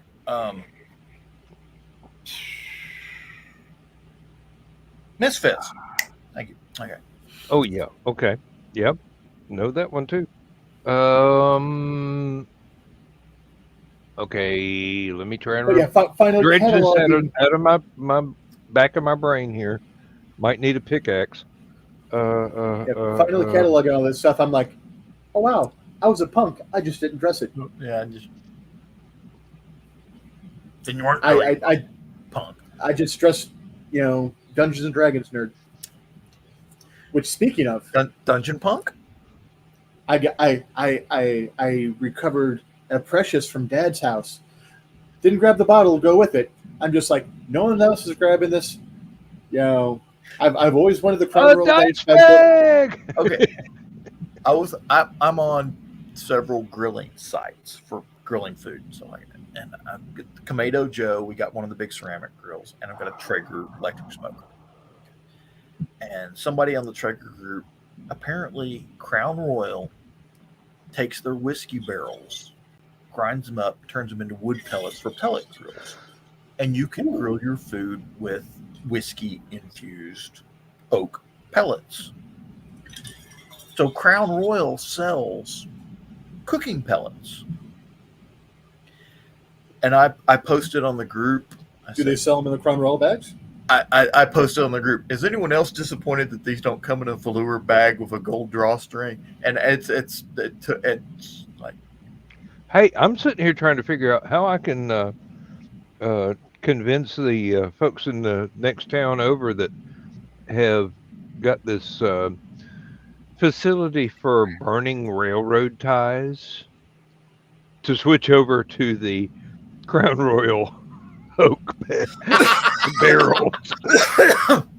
I'm sure they would not get anywhere near the amount of complaints they've got now for the smell of grease I want to ask burning in the I want to air. ask a question to everybody here. Joe can back me up on this. Okay. Has anyone ever noticed that they tend to put barbecue restaurants right next to animal hospitals?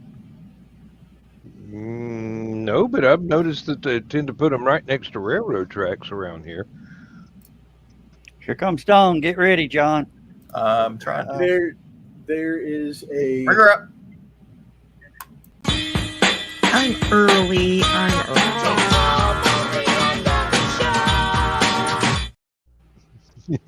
Around here, none of the barbecue joints are by animal hospitals, but there is one across the street from an animal crematorium.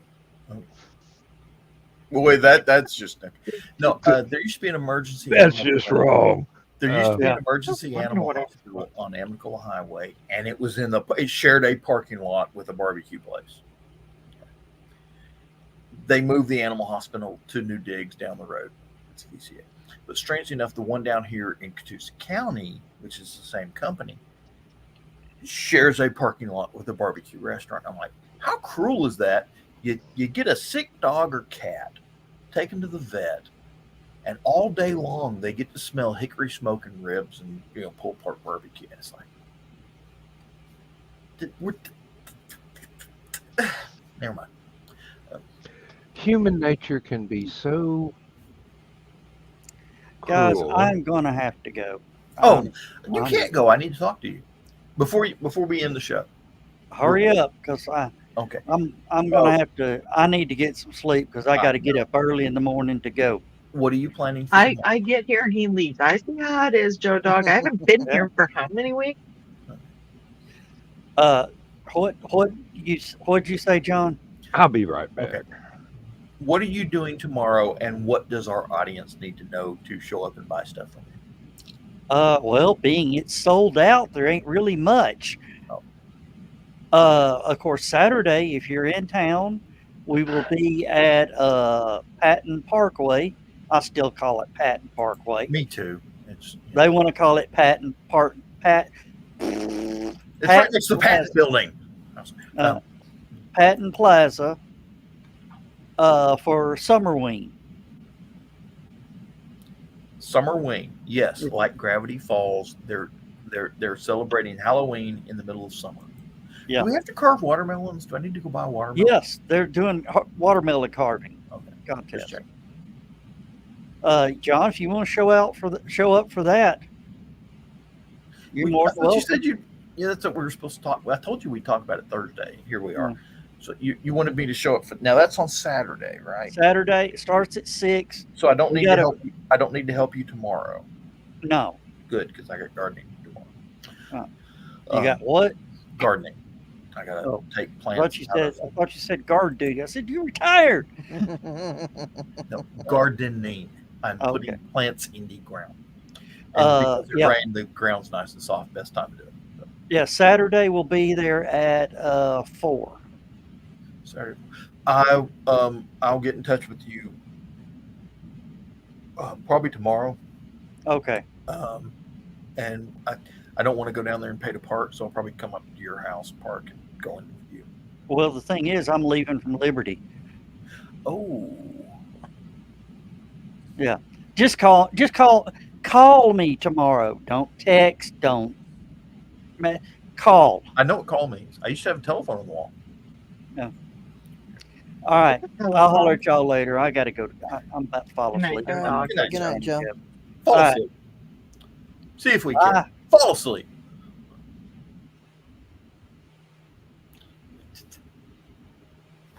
What? I'm in charge now?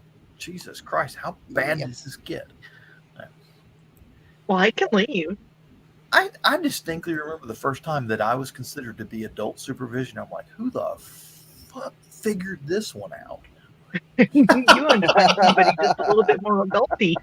The Dan shows back up. I'm stuck wondering how anybody can consider John an adult. I mean, have you spent time with him? Hey, I still have toys from the 80s laying around here. Okay. I know. We can see. It's kind of funny. There's me, my brother Joe. I don't have any kids. He has a kid somewhere, but he doesn't know where. And then there's my brother Josh, the one out in Texas. He's been married twice. He had a kid from his first marriage. He's got 2 kids from the second marriage and adopted the 2 kids from his wife's first marriage. So they got 5 kids roaming around. Mm-hmm. Okay. So he's basically, as far as I'm concerned, he's the family. Your microphone went weird. Is that my audio or John's audio? That's John's I'm going microphone. to guess Weird. John's because at the same time I'm like, did my headphones go It weird? is not my microphone. It is the StreamYard feed, and I don't know what it is with it. Okay, that makes sense. Don't blame me or my microphone. Me, myself, StreamYard, or my microphone. Consolidate your feces, please. It's just Blame me, what? myself, my microphone. Okay. Anyway, 2 Yes, I love turntables and a heavy metal. microphone. I love heavy metal and punk, but yes, I do know some rap because I was in the military with people from all over the planet. So, I remember I can remember Sir Mix-a-Lot's first album. That's And now Joe Nichols is covering Baby Got Bad. Go back. Mm-hmm. Yep. Um, And doing a good job on it too. And it doesn't do a bad job at all. The first time I heard that, I'm like, Joe Nichols, Baby Got Back. What the hell were people? This is bad. What is wrong with me that I don't think this is bad? Is there something wrong with me? Okay. What's funny is I can remember in basic training. Okay. Falco came out with Rock Me Amadeus. Mm-hmm. Oh God. One night in Bangkok. One night in Bangkok. Okay. Let's see. What was some of the other songs? So he's into show tunes, folks. We apologize. We Rock, actually heard that Rock on the Casbah, the Buggles, Who Killed the Radio No, Star. okay. Now you're dating me because the Buggles was way before I was in basic. I was in basic training in '85. The Buggles was Okay. 85. So was Fishheads. So So Beastie Boys is coming out, hitting the scene. Beastie Boys were coming out. Sorry, No, Beastie Deborah Boys are Harry. getting big on the scene. Deborah Harry had just done her first rap tune, which was Auto America. Which for Well, those that was the album title, wasn't it? for those that was the song title too. Oh. No, I'm sorry. The song was Rapture, Mm-hmm. and Yeah. technically, it was the first commercial rap music song. A lot of people don't know that Blondie had the first commercial rap music song. There was a lot of rap music out there, but most of it wasn't terribly popular commercially. Yeah. Once she let that song drop and it was commercially successful, the other rap music got interest. And of course, then you had Public Enemy, Big Daddy Kane, one of my personal favorites, NWA. Well, yeah, but they weren't. They were strictly West Coast at the time. They weren't exactly. Oh no, Chris. I'm sorry. Chris. That's like 20 years later. No, that was later because that was much later because they had to mix up with Run DMC. Oh, speaking of which, Run DMC was pretty peaceful. Yep. Fab Five Freddy, of course. Yeah. Dr. Dre was fairly popular, but he was in and out of jail at the time, so that was a rough thing. And then And there were what, 2 or 3 different Dr. Dre's? not that I'm familiar with, but There was one very obese one that went by Dr. Dre. I don't remember that. And then there was the one that was in and out of jail.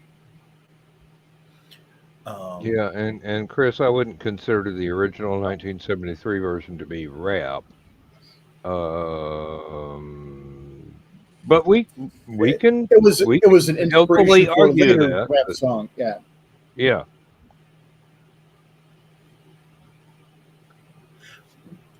But it wasn't a rap song. He's got it. He's got us on a technicality. It wasn't intended to be a rap song in '73, but in '86 it became one. Technically, you go back to the '60s and get Cab Calloway doing Minnie the Moocher. Minnie the Moocher, yes. So it's.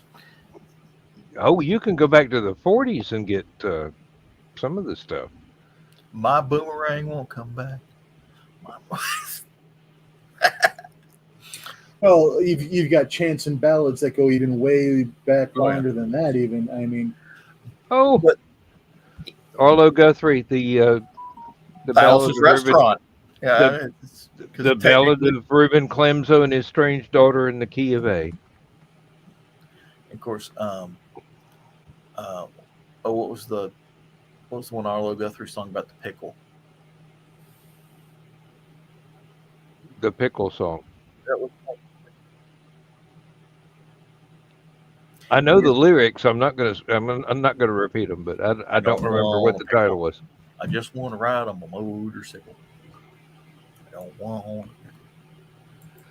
Ah, I don't want to die.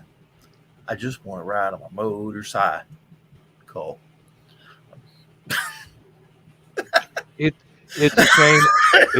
It's a shame that Arlo felt that it was time for him to retire. I'm sure that he actually has more to contribute to music, but he's been working for What shit was the a long what time. was the Frank Zappa song? I can't remember the exact title, Ralph Hand. Beneath the yellow snow. The Yellow Snow. Was it Sergeant Preston or was it? I can't remember the name of the song, but it was about the yellow. Don't go where the Huskies go. Don't you eat that yellow snow. Technically, Yes, that. yes, yes. Yellow Snow Sweet off of what was it? Apostrophe?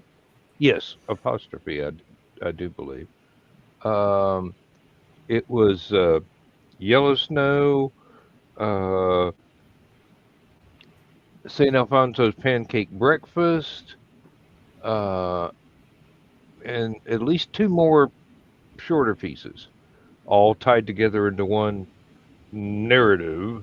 And and, Um, and Chris, if you want to really argue about the first rap music, we could bring up George Clinton and the Parliament psychedelic, and rightly so. Yeah. because about half of whatever was on their albums was pretty much Hey, proto rap. I guess best way to put it. P Proto Funk rap. did. P Funk broke some barriers there, and oh Something hell, stinks in a lump sum. Something I'm still stinks in a trying. I'm lump still sum. trying to think of one group that was very active in the punk period, but they started off as a 64 Beatles themed band. Did not play Beatles music. Wrote their own music in that style. I cannot remember the name for love nor money. One of their songs is I've actually used it for a book title. Um,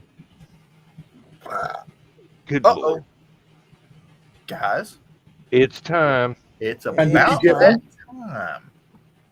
Okay, because Dan got to do his show. So anyway, I want to thank everybody for showing up tonight and That was even early. tell me about it. Yes. Got the normal group of reprobates. I'd like to thank everyone. I'd like to thank Joe for showing up. Joe McKeel. I'd like to thank Joe Bachman for showing up. What is it with people named Joe having to go to bed early? Anyway, Rich, thanks for showing up. Kiri, nice to see you again. You need to show up more often. What are you doing this weekend, Kiri? I actually have no idea. So you're not going to Dragon Con or Liberty Con? Liberty Con / Deep South Con? Technically, no. I don't have tickets to LibertyCon. You know, sometimes you go and check out the place, they'll have cancellation tickets that you can get. But you have you have to change your name to Dan Hollifield. Anyway, that ain't gonna work. Don, what do you? Brandy knows what I look like.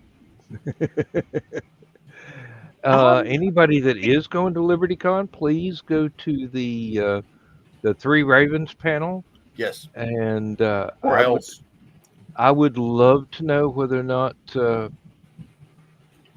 Hillbilly says anything about me having books coming out this year. He was horribly disappointed that I was not going to be there. And he had some special announcements that he was going to make at this panel.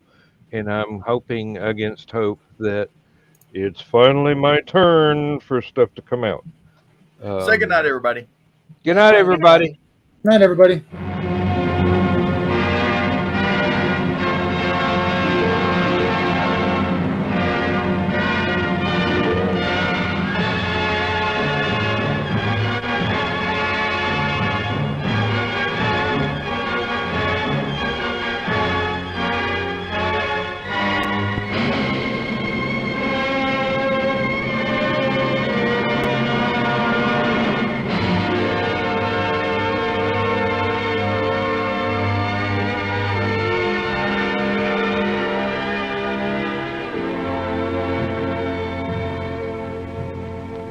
have slit the surly bonds of earth and danced the skies on laughter-silvered wings. Sunward I've climbed and joined the tumbling mirth of sun-split clouds and done 100 things you have not dreamed of. Wheeled and soared and swung high in the sunlit silence. Hovering there, I've chased the shouting wind along and flung my eager craft through footless halls of air. Up, up the long, delirious, burning blue, I've topped the windswept heights with easy grace, when never lark nor even eagle flew. And while with silent, lifting mind, I've trod the high, untrespassed sanctity of space, put out my hand and touched the face of God.